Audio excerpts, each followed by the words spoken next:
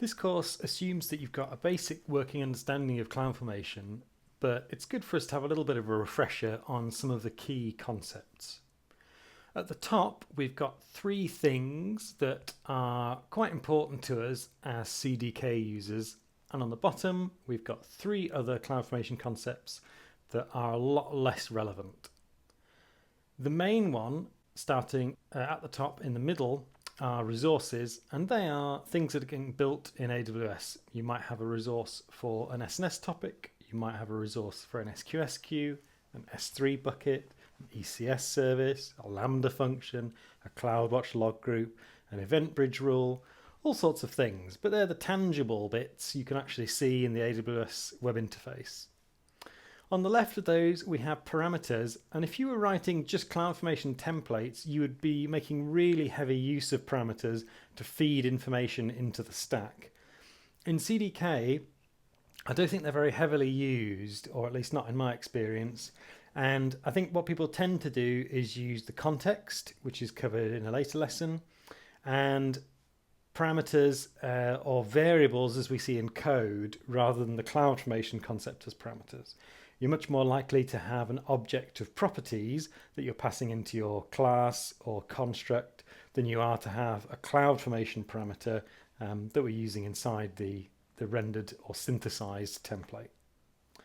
On the right hand side is outputs. Now, we will use outputs at various points in the course, and you may find that they are actually something that we need in our CDK applications, and we can use outputs to have stacks read values from each other.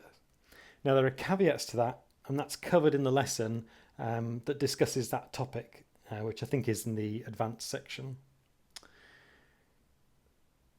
The bottom three are present in a lot of cases, but aren't necessarily things that we would be too concerned about.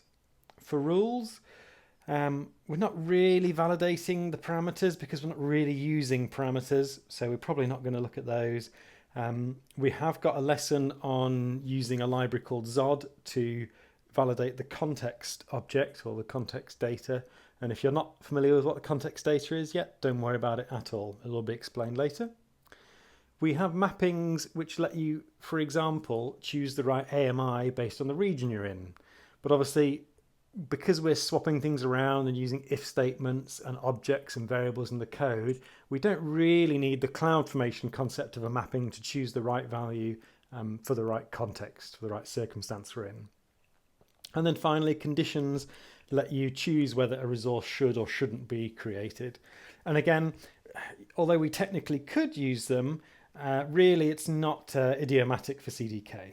We'd be using things like if statements or loops or other control flow that let us have things in some cases but not others. So as a recap, top left, parameters are most often replaced by the use of properties, which tends to be that third argument to a constructor in a constructor or a stack.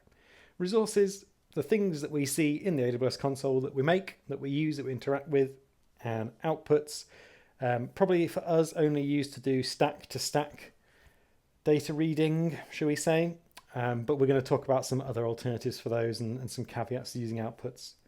Rules, not really relevant for us because we're not using parameters. Mappings, again, we're using rich data structures within our language of choice, in this case TypeScript. And again, conditions, we're going to use the control flow of the language, not conditions in the CloudFormation concept.